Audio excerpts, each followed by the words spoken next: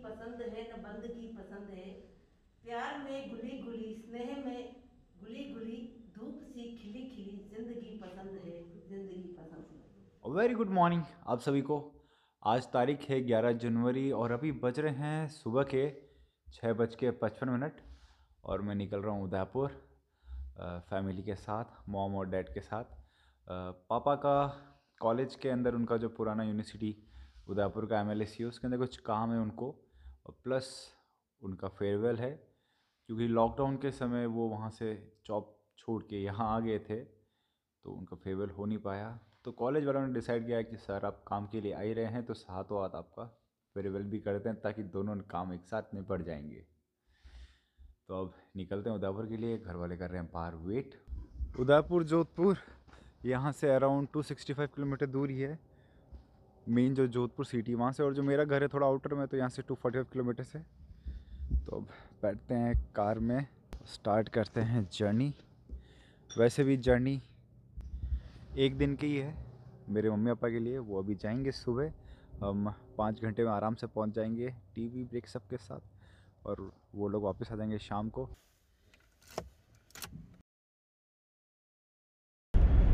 अगर टेम्परेचर की बात करें तो जोधपुर अभी 6 डिग्री सेल्सियस हो रहा है और बज रहे हैं सुबह की 7:06। मुझे तो इतनी ठंड लग नहीं रही, बट मेरे पिताजी एकदम अरविंद केजरीवाल बने हुए हैं। और मम्मी जी ठंड लग रही कि नहीं लग रही? अभी तो नहीं लग रही, पहले लग रही थी, गाड़ी में बैठने के बाद नहीं लग रही? हाँ। चलो अच्छा है फिर तो।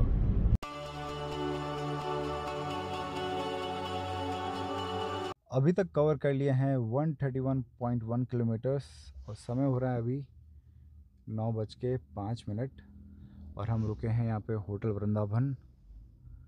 और मम्मी पापा यहाँ के अभी ऑर्डर कर रहे थे, अब शायद लगता है वो अंदर जाके बैठ गए डाइनिंग हॉल में। तो अब मैं भी जाता हूँ बाहर, क्योंकि लग रही है थोड़ी सी भूख, और चाय कॉफ़ी कुछ पीते हैं। थोड़ी थोड़ी नींद आ रही है और उड़ाते हैं, क्योंकि मैं सुबह 3:30 बजे सोया था। अगर पता चल जाता ना इनको तो मेरी बैंड बजा डालते हैं। और मैं उठा था 5:20 पे। तकरीबन 2 घंटे की नींद के अंदर 10 मिनट कम है, और गाड़ी चला रहा हूँ मैं आराम से, कोई दिक्कत नहीं है।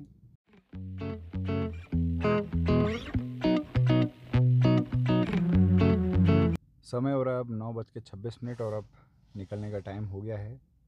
एक अच्छा सा ब्रेकफास्ट हो गया, इडली खाई मैंने, चाय नहीं पी मैंने, क्योंकि मुझे वहाँ पे मिल गई थी शुगर फ्री कोक, तो ये ले ली मैंने।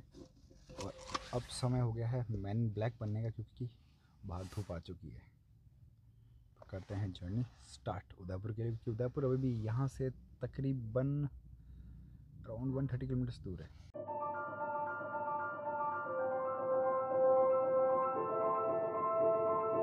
अभी समय हो रहा है 11:55 और जोधपुर से उदयपुर अभी तक हमने टोटल किलोमीटर ट्रैवल कर लिया है 247.1 किलोमीटर। बेसिकली इट्स 265, बट मेरा घर 20 किलोमीटर पहले आता है। जो उदयपुर रूट है उस पर तो 20 किलोमीटर वैसे आप माइनस कर सकते हो उसको, तो ऐसे करके 247 हो चुका है। तो अब जोधपुर से गाड़ी के अंदर ढेर सारा खाने का सामान पैक करके लेके आया हूँ मैं, क्योंकि हमारे जोधपुर के खाने की बात ही अलग है। जो पापा को फेयरवेल देने वाले हैं उसके लिए रिफ़्रेशमेंट्स हम लोग जोधपुर से लेके आए हैं, क्योंकि जोधपुर के स्वाद की बात ही कुछ अलग है। रिफ़्रेशमेंट के अंदर सबसे पहला हमारे घर के पास लूनी गांव है 20 किलोमीटर दूर, वहाँ के फेमस रसगुल्ले। और ये जो ग्रीन पैकेट दिख रहा है इसके अंदर जोधपुर की फेमस मावा कचौरी, बाकी चिप्स, और यहीं कहीं इधर कहीं छुपे होंगे इसके के नीचे कांटिए, और एक और सामान था शुगर फ्री मिठाई फॉर हेल्थ कॉन्शियस पीपल। ये अंजीर की बनी हुई है। जो फेयरवेल का प्रोग्राम है उसको स्टार्ट होने में अभी 1 घंटा और है, तो बैठता हूँ अंदर पापा के कॉलेज के अंदर जाके और पुरानी यादें ताज़ा करता हूँ। जब मैं यहाँ पे आया करता था, मैं अराउंड 4th या 5th क्लास में था, तब पापा को बोलता मुझे कंप्यूटर गेम्स खेलना, तब कंप्यूटर यहीं हुआ करते थे। तो मैं यहाँ पे रोड रैश और वो जो सॉलिटेयर वगैरह है वो सब गेम खेलने के लिए यहाँ पे आता था। सैटरडे नहीं संडे को पापा स्पेशली लेके आते थे यहाँ पे, अगर आपने अपना होमवर्क कंप्लीट किया है तो। मैं और मेरा भाई यहाँ आते थे, तकरीबन 1 या 2 घंटा खेलने का मौका मिलता था हमें। अभी दोपहर के 1:18 हो रहे हैं और मैं ऑलरेडी करीबन 5 या 10 मिनट लेट हो चुका हूँ। पापा का जो फंक्शन वो स्टार्ट हो गया है, बट आई होप उनकी स्पीच मिस नहीं हो, कि वो मेरे लिए बहुत ज़रूरी है रिकॉर्ड करना, ताकि मैं उस चीज़ को बार बार सुनूं और उनसे प्रेरित होता रहूं। मैं अपनी लाइफ में कुछ भी हूँ, मैं अपने पापा की वजह से हूँ, क्योंकि उनकी लाइफ जो स्ट्रगलिंग रही है वो मैंने देखी, और उनके जो किस्से हैं वो मैंने सुने, और वो सब किस्से आपको अभी आगे सुनने को मिल जाएंगे। फटाफट चलते हैं उनके फेयरवेल फंक्शन में।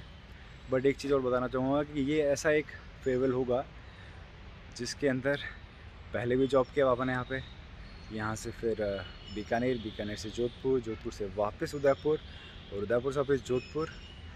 और उनकी जो जॉब है वो 7 अप्रैल 2020 को लास्ट था उनका जो लीज़र पीरियड था, बट फेयरवेल उनका अब हो रहा है। आज तारीख है 11 जनवरी 2021। सोच लो कितना अंतराल आ गया कोरोना की वजह से। तो लेट हो रहे हैं तो भागते हुए जाते हैं फटाफट।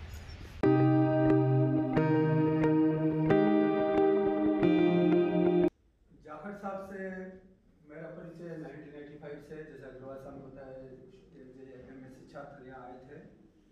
लेकिन उसके बाद हमारा जो कोऑर्डिनेशन रहा, इन्होंने क्या एमएससी करने के बाद इन्होंने पीएचडी ज्वाइन की, वो भी कौशल साहब के अंदर, और मैं भी उन्हीं का स्टूडेंट रहा था उस समय।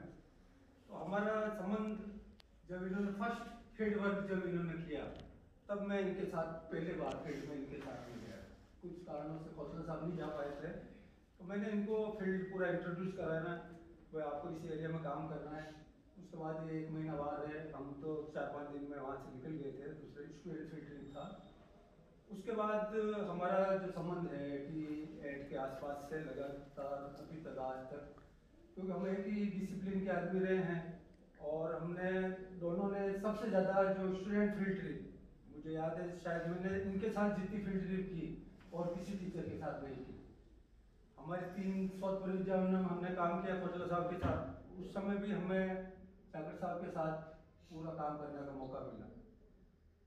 आपको मैंने हमेशा फील्ड के अंदर भी और लेबोरेटरी के अंदर भी बहुत ही मेहनती, हार्ड वर्किंग, क्योंकि जिस परिप्रेक्ष्य से आए थे, फील्ड में भी इतनी मेहनत करते थे तो मैं आपको बता नहीं सकता हूँ। ये मेरे को कहते थे, अरे आप ये काम आप रहे तो सैंपल तोड़ लेगा, आप तो डायरी में नोट करो, मतलब इवन वहाँ पे भी मेरा भी ख्याल पूरा रखते थे। मैंने इनके साथ काफ़ी समय गुजारा है, काफ़ी सरल व्यक्तित्व के धनी हैं, कभी गुस्सा करते हुए मैंने इनको देखा नहीं। हर माहौल में ये ढल जाते हैं, कोई पंचायत भवन के अंदर रुकना है तो भी रुक गए, होटल में रुकना है तो भी रुक गए, खाना अगर मिला है टाइम तो भी चलेगा और नहीं मिला तो कोई बात नहीं। तो इस तरह के व्यक्ति हैं। और करीब 2011 में शायद आपने वापस दूसरे विश्वविद्यालय ज्वाइन किए, लेकिन वापस नियति को ये मंजूर था, वापस इनको यहीं आना था, तो 2018 में वापस विभाग अध्यक्ष के रूप में आप वापस यहाँ आए या प्रोफेसर बन के। लेकिन फिर 1.5-2 साल रह के आप वापस अपने घर, जहाँ आपने घर बना लिया, जोधपुर गए। हमें भी खुशी है, ठीक है आपने घर बनाया है, आप वहाँ रहना चाहते हैं, तो हम तो यही प्रार्थना करते हैं। अभी 3 साल की नौकरी आपकी और शेष है, अभी आप प्रोफेसर एंड हेड है, और मेरी ये कामना है कि आप जो और वहाँ डीन साइंस फैकल्टी बने, और भी जो विश्वविद्यालय आपको जिम्मेदारी दे उसको पूर्ण रूप से आप निर्वहन करें। इसी शुभकामनाओं के साथ मैं पुनः आपके अच्छे स्वास्थ्य की कामना करता हूँ। और आपके लिए 2 पंक्तियां निवेदन करती हूँ कि न गंदगी पसंद है न बंदगी पसंद है, प्यार में घुली घुली, स्नेह में घुली घुली, धूप सी खिली खिली, जिंदगी पसंद है, जिंदगी पसंद है। जो आप लोगों ने मेरे लिए शब्द बोले, कुछ तो जब साथ में रहते हैं, प्रेम रहता है, तो उतना तो सच नहीं होता, कुछ अतिशयोक्ति होती है, एग्जीटेशन। पर यहाँ ये सच है कि मतलब आप अपनी तरफ से अपना जितना है कोशिश कीजिए, आपके मन में कुछ ऐसी भावना नहीं होनी चाहिए। और मैंने यहाँ आने से पहले जोधपुर में एमएससी जियोलॉजी में एडमिशन लिया था, और फिर महीना भर वहाँ क्लासेस अटेंड की, उसके बाद में यहाँ, तो मैं यहाँ आया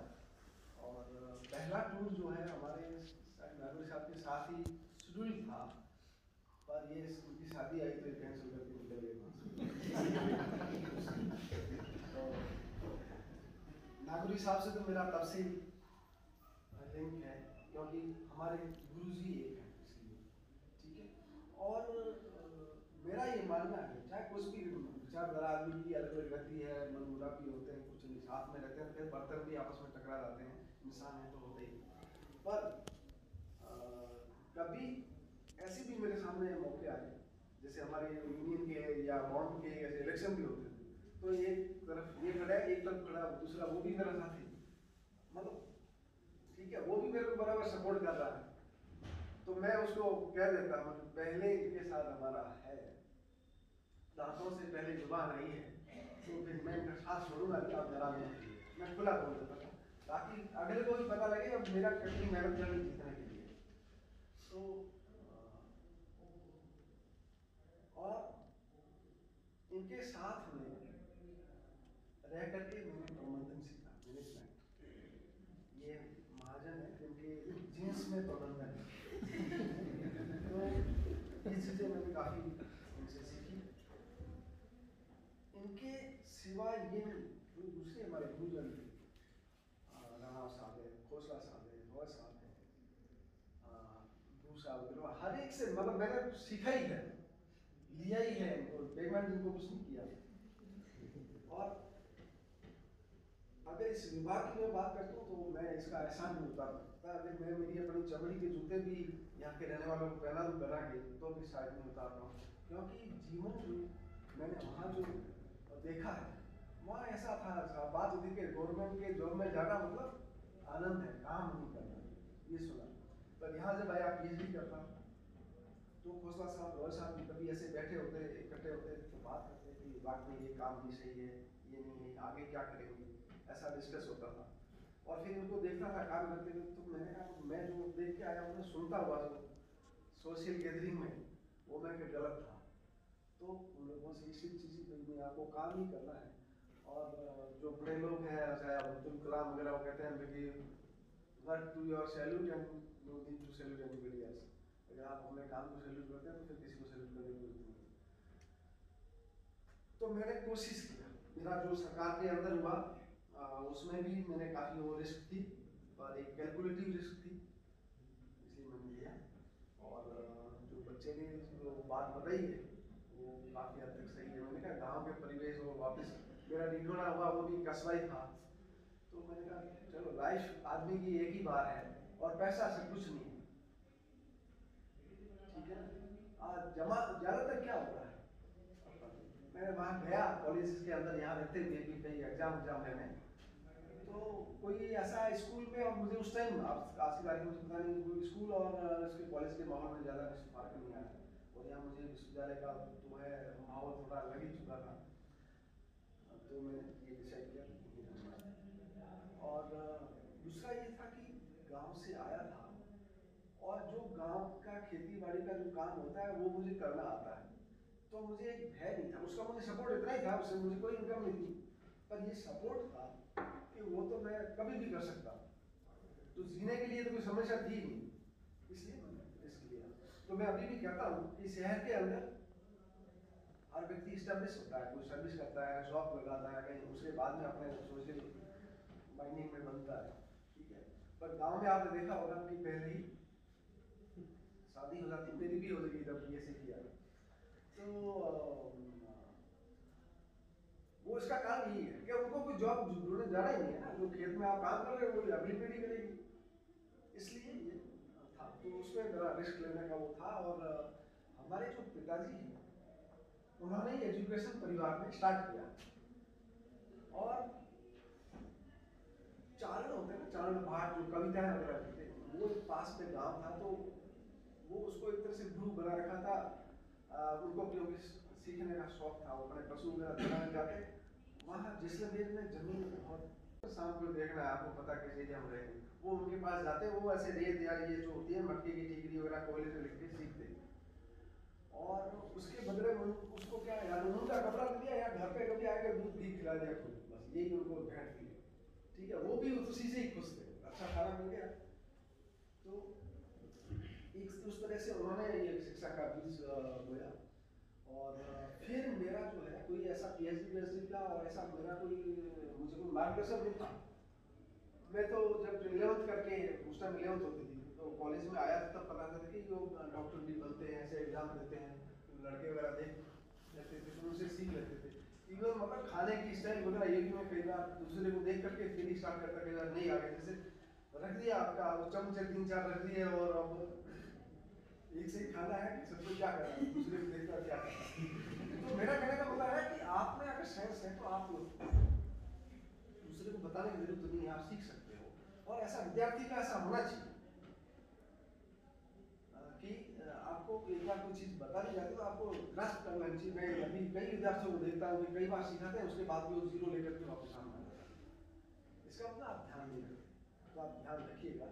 अगर मेरा एक हैबिट थी कि मैं जब विद्यार्थी था, टीचर्स को पता होगा कि होगा चाहे टूर में ले जाओ या कहीं जाओ, तो मैं इनके थोड़ा सा डिस्टेंस जो है दूर रखता था और एक कान इधर ही करता था। जो भी पढ़ाई का कुछ भी डिस्कस होता, जरूरी नहीं परसेंटेज मेरा कोई अच्छा नहीं था, ये फैक्ट है, ठीक है।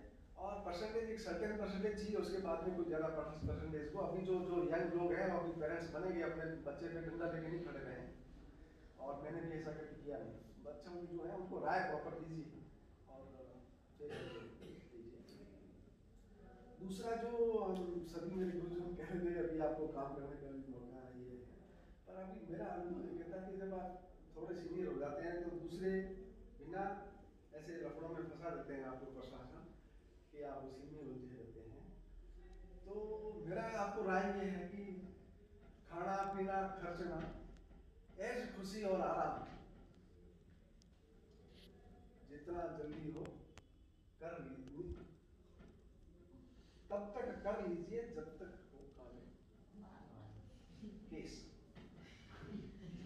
खाना पीना खर्चना, ऐश खुशी आराम और ऐश मन भर कर कीजिए जब तक काले केस। तो आप वर्क जो है अभी ज्यादा अच्छा कर सकते हैं, बाद में ठीक है सुपरविजन आपको विद्यार्थी स्टूडेंट तो आप कर सकते हैं डायरेक्शन, पर आपको खुद को कम टाइम मिलता है। प्रशासन जो है विभाग अध्यक्ष या जो भी बनता है वो तो पोस्ट ही ऐसी है, कोई पसंद नहीं होता उसको। जैसे समाज में नहीं होता कि सास जो होती है ना वो मिट्टी की भी खराब होती है, ठीक है। तो विभाग अध्यक्ष का हम वैसे ही है, उसको सख्त रहना पड़ता है।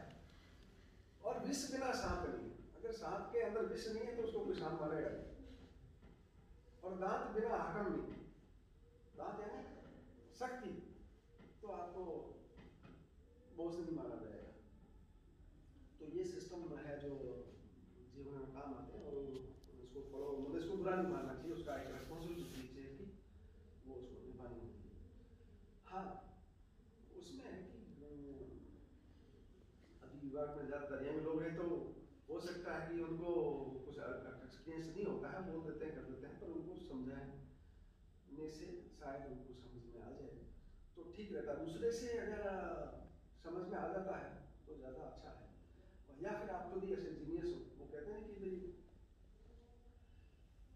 भाई जो है इंटेलिजेंट लोग जो होते हैं they grab the opportunity and genius create the, या तो आप क्रिएट कर दीजिए तो भी अच्छी बात है, कोई अपनी हेल्प कीजिए, और या तो जो सिचुएशन होती है उसको ग्रैब करके हाँ इस सिचुएशन में ये सही उसको कर, तो मेरे ख्याल से आपको कोई दिक्कत नहीं होगी। दूसरा जो भी मैं बना हूँ, मतलब जो भी मैं नहीं कहता कि मैं कोई ज़्यादा इंसानियत के गुण है, ऐसा कुछ नहीं है, ठीक है ना, पर और मैं कोई ईमानदार इंसान भी ऐसा नहीं हूँ, क्योंकि सिस्टम ऐसा होता है, सिस्टम में ऐसी चीज़ें आती है कि आप अगर वहाँ अपनी ईमानदारी को लेकर बैठ जाते हो तो आप डिस्कार्डेड हो जाते हैं, तो कहीं ना कहीं आपको समझौते निकालने पड़ते हैं, पर कैलकुलेटिव भाई कि हाँ ये ऐसी सिचुएशन है, वो जो कितना सही रहेगा, पर आपने आप पढ़ते हैं कि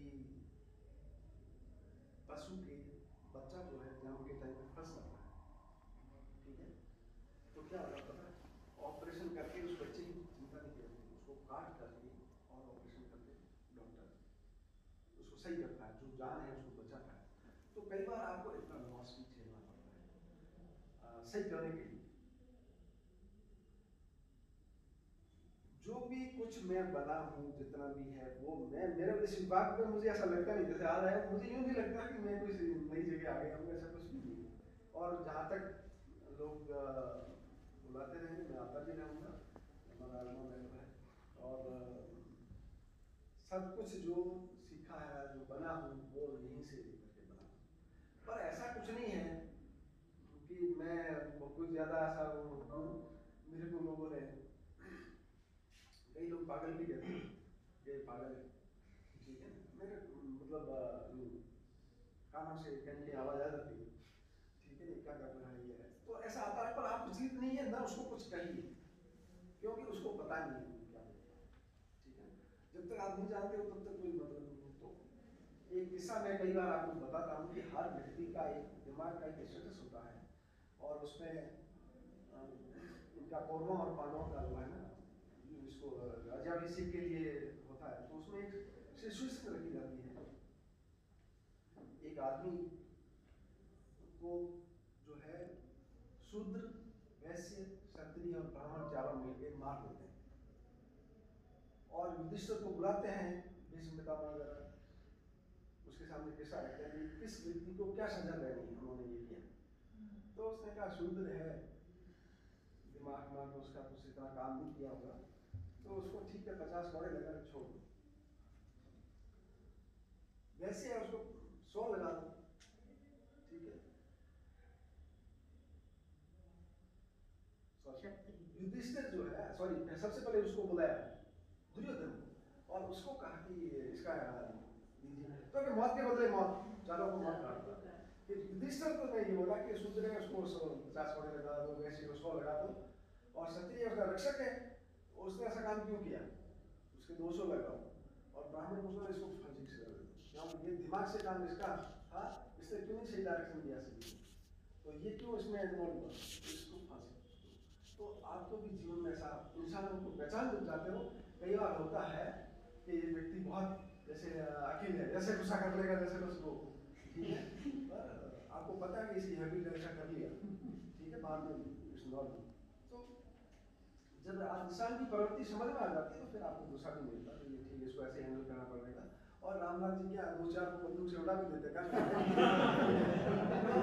भी समझ में आना चाहिए, जो सोचता पता ही क्या बदमाश होगा क्या होगा, ठीक है, ऐसा सोचता। और जो टूर टार की बातें हैं उसमें कोई टीचर नहीं होगा जिसके साथ में गया नहीं, सभी के साथ में, चाहे जोधा साहब हो, ज्ञानी साहब हो, राणा साहब हो, खोसला साहब हो, रॉय साहब के साथ में आदमी, ठीक है, पर फिर वह बड़ा अच्छा है तो बाकी अग्रवाल साहब हैं, नगोली साहब हैं। और खास बात ये है कि ये मेरे फर्स्ट स्टूडेंट, फर्स्ट ईयर में जब मैं लगा तो उधर आर्ट्स कॉलेज में, उधर एमडी कॉलेज में चलती थी क्लासेस, उस टाइम ये फर्स्ट ईयर में मैं जब लगा था। और ऐसे भी बच्चे आए जिन्होंने मेरे को कहा कि आप first year, second year, third year, fourth year, MSc final तक आप हर टूर में आए हमारे, ऐसा भी कुछ लड़के मेरे को बोल देते थे हमेशा आप रहे हैं इसमें टूर में। तो अलग अलग ये बन जाते हैं सहयोग। और जो है अग्रवाल साहब साफ हुई, जो भी काम किया आप बोल देंगे, आपको सब बातें बता देंगे, और बड़े दिल के साथ। राणा साहब चलते थे, उनसे पहले एक चीज की, how to identify jewellery store, उन्होंने कभी हमें पढ़ाया नहीं था, मौका नहीं था, वो टैग वगैरह पढ़ाते थे, टैग मैंने किया नहीं था। तो हम एक बार फील्ड में गए, यहाँ से बाड़मेर, जैसलमेर, फिर मसूरी तक गए, फिर उधर अलीगढ़ वगैरह कहीं से घूमते फिरे, दिल्ली खेत अली बहुत सारा लंबा, पहले 20-25 दिन का तो उसमें मैंने उनका एक शौक था, बात जो स्टोन की शॉप होती थी वहाँ जाते थे, तो उन्होंने भी अलग से मेरे को पढ़ाया, जैसे डिस्कस करते और मैंने वैसे पकड़ लिया। धीरे धीरे विद एक्सपीरियंस आके अपना पहचान करते कौन सा स्टोन लिया है, तो ये चीज़ें उनसे सीखी, बहुत सारी कुछ मैनेजमेंट की चीज़ें भी सीखी। और भू साहब, मैंने पहले भी कहा वो चलते नहीं सरकते हैं आपको पता भी नहीं चलेगा, टक टक टक आवाज भी नहीं आएगी कुछ और ये रहे हो शांत शांत, पर मुझे भी हमेशा ये शांति से ही बात करते हुए नजर आए। और हमने हमारे साथ में रहने का मौका मिला। इंसान भी सोचता कि कोई कैसा होगा कैसा होगा, पर मेरा बहुत साल का अनुभव है, कोई ऐसा कोई समस्या नहीं आती, पर आपको एडजस्टमेंट करना आना चाहिए। जहाँ आप साथ वाले की भी परवाह करें, केवल अपना घोड़ा ही छाया में नहीं बांधे, दूसरे वाले की परवाह करेंगे, तो मेरे ख्याल से कोई ऐसा दिक्कत नहीं आती। बाकी आप सब लोगों का जो प्यार रहा, मेरे ख्याल से मैं ही लंबा खींच रहा हूँ, मैं अपनी बात को फिनिश करता हूँ। और फ्यूचर में आपको बुलाऊँ या तो आप बताइएगा, और आप मुझे